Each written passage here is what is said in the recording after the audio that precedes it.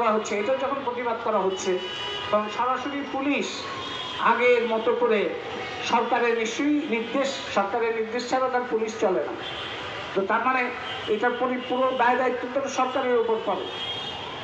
তো এইগুলি নিয়ে আমরা উদ্বিগ্ন এবং আমাদের প্রতিবাদ জানাতে আমরা বাধ্য হচ্ছি।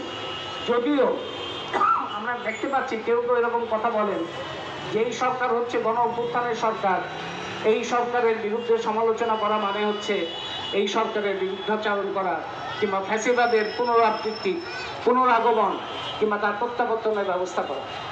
এইটা যারা করে তারাই ফ্যাসিবাদের প্রত্যাবর্তন কিংবা আওয়ামী লীগের প্রত্যাবর্তনের ব্যবস্থা করবে। কারণ কি? কারণ হচ্ছে যে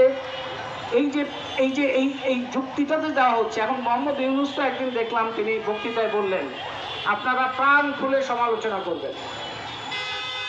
এখন প্রাণ খুলে সমালোচনা করার কথা বলা হবে, আবার সমালোচনা করলে বলা হবে যে এই সমালোচনা মানে হচ্ছে এখানে ফ্যাসিবাদের দোসর হচ্ছে, কিংবা এই ধরনের কথাবার্তা আমরা আওয়ামী লীগের সময় শুনতাম যে এটা মুক্তিযুদ্ধের চেতনা সরকার, তার বিরুদ্ধে কিছু বলা যাবে না। এইটাই হচ্ছে অগণতান্ত্রিক স্বৈরতন্ত্রী ফ্যাসিবাদের আবহাওয়া। এবং এই দৃষ্টিভঙ্গি থেকে যেটা আমার আগে বক্তা ব্যাখ্যা করে গেলেন যে হঠাৎ করে কারোর সাথে কোনো আলোচনা না করে, জনগণের সুবিধা অসুবিধা বিচার বিবেচনা না করে, জনগণের আর্থিক অবস্থার বিচার বিবেচনা না করে এই যে ভ্যাট নামক একটা ভয়ঙ্কর জিনিস জনগণের উপর চাপিয়ে দেওয়া হবে। এমনিতে এই সরকার গত 5 মাসে এসছে, জিনিসপত্রের দামের কোনো উন্নতি হয় নাই। শ্রমিক যারা তাদের প্রকৃত আয় কমে গেছে, সংখ্যাগরিষ্ঠ মানুষের মধ্যবিত্ত পর্যন্ত প্রকৃত আয় কমে গেছে। ডলার এবং টাকার যে বিনিময় হার, সেই বিনিময় হারের কারণে সংকট, অর্থনৈতিক সংকট, অনেক রকম সংকট তৈরি হচ্ছে, যেটা জনগণের উপর বোঝা তৈরি হচ্ছে।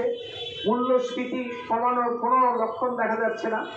কতিপয় গোষ্ঠী পুরো পণ্য সরবরাহ নিয়ন্ত্রণ করে, তাদের ব্যাপারে সরকার কিছুই করতে পারে নাই, তাদের স্পর্শ করতে পারে নাই, কিংবা কোনো ইচ্ছা আছে বলেও মনে হয় নাই তাদের যে কোনো আমরা লক্ষণ দেখব।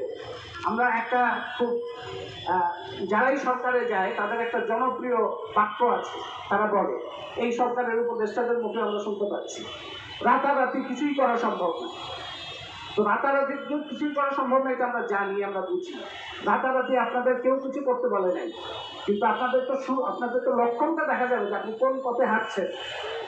আপনি হাঁটছেন যারা ঋণ খেলাপি তাদের স্পর্শ করবেন না, যে জনগণ নিপীড়িত অবস্থায় আছে, দারিদ্র্যের মধ্যে আছে, জিনিসপত্রের দামে হিমশিম খাচ্ছে, তাদের উপরে বোঝা চাপাবেন।